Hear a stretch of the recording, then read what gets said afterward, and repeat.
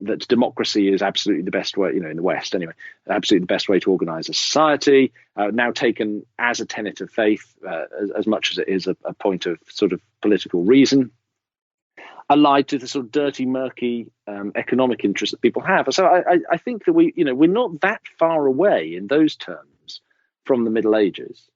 Right. I think that the complexities with geopolitics mixed with personal beliefs, this type of complexity is in the past as well when looking at something like the Crusades. However simplistic the narrative might be or the language of a chronicler might be, there are many, many different factors that go into this. So maybe the best example in this respect is the Fourth Crusade, to turn back to the topic at hand. Fourth Crusade, 1202-4, initially supposed to be a corrective to the failure of the Third Crusade to take Jerusalem. A group of French and Italian nobles decide, right, we're going to go and attack through the secret destinations, Alexandria, and commission this big fleet of ships from Venice. Enrico Dandolo, Doge of Venice, blind 90-year-old Doge of Venice, convinces the rest of his sort of citizens in the Republic that they should build this enormous fleet at vast cost. The entire city is turned over for a year to the production and supply of a fleet. Then the French and Italians turn up. They haven't got the money to pay for it, and they haven't got the men to serve on it, and it becomes a Venetian crusade. Now, the big question, I think, about the Fourth Crusade, which, as we know, goes on to Constantinople, 1204, burns half of Constantinople to the ground, greatest Christian city in the East, plunders it, great treasures taken back to Venice. Venice makes a lot of money, makes its money back, certainly, and on the investment of the Fourth Crusade. How do we judge Venice's involvement in that Fourth Crusade? Do we simply say, here is a sort of acquisitive, totally unprincipled, very cynically led, typical Italian city-state that, takes it to the nth degree by actually plundering and burning Constantinople and deposing the Byzantine Empire and carving up the empire for itself and its allies? Can we divorce that totally from the genuine sense of piety within the Venetian Republic, in which it's impossible really to separate out mercantile interest from the pious reputation of Venice, and that Venice did have an interest in going and fighting a crusade because they thought this would bolster their reputation. Part of their reputation, particularly in competition with other Italian city-states, was to be the most kind of pious. And so to go leading a crusade was de facto a pious thing to do.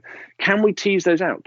How do we balance those or assess the balance of motivation among the Venetians who led this crusade? And I think that because of the absolutely outrageous nature of how the Fourth Crusade ended up, completely indefensible, let's be honest,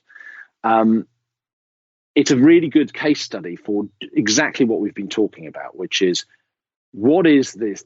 How do we examine this murky interplay between faith-based goals, personal sort of ambition, and economic/financial interest? It's always a balance, I think, and never one totally predominating. And because that changes over the course of, if we're looking at the Crusades, it changes dramatically from crusade to crusade and from crusading arena to crusading arena. That's why it's interesting. That's why it's a valid and important and a continually fascinating topic of study. Yeah, I think that's a good way to tie all this in together. Is there some mastermind behind the scenes playing three-dimensional chess who's arranging everything so that it'll turn out perfectly? No. I mean, if you want to believe in divine providence guiding things in a certain way, that's fine, in a certain way that people look at history. But there's a complex interplay of these different motivations, and things can have very vast unintended consequences. Well, the book is Crusaders, the Epic History of the Wars for the Holy Lands, which listeners, you can check out to look at all these different themes in much greater detail. Dan, thank you for joining us. Oh, man, it's been a real pleasure. All right, that is today's episode. First off, I want to give a shout out to the Spy Masters for the Knowlton's Rangers. Vic Austin, Chris, Rob Matlock, Alan Baker, Beverly Engel, Jake Harrington, Todd Warren, William Ivey, Joyce Norman, Tyler from Colorado, Josh Reddick, Daniel Lawson, Marlene, Michael, Tim Clark, David Powell, Moondoggy from Ohio, Melissa, Christopher Main, Carl from Norway, and Baron Fraser. I'll explain what that is in a second. If you like the show and want to help it grow, there are 4 easy ways for you to do it. 1, like and subscribe to the show on the podcast player of your choice. This helps spread the word about the show. 2, join our Facebook group. Here we can keep the discussion going about new episodes, and you can talk about what you like and didn't like. And you can find this group if you just search for History Unplugged on Facebook. 3, we have an online store with t-shirts, phone covers, and other accessories featuring awesomely bad history puns that were crowdsourced by you, the audience. And you can find that if you go to public.com and look for History Unplugged, or you just go to historyonthenet.com and look for our store there. 4, and this is really the best way to dive deep with History Unplugged, and that's to become one of the Knowlton's Rangers. If you know your American history, you know the Knowlton's Rangers were an elite spy and reconnaissance group in the American Revolutionary War, but it's also the name of the membership program of History Unplugged. You can join at 3 levels. If you join at the level of Scout, you can hear all the episodes of History Unplugged completely ad-free and get early access to new episodes, at least a week early. If you join at the Intelligence Officer level, you get special bonus episodes, like a 10-part series on the World War II hero Audie Murphy, a multi-part series called Ottoman Lives about different people in the Ottoman Empire, and a series called Rendezvous with Death that looks at biographical profiles of Americans who went to fight in World War I before America entered the war.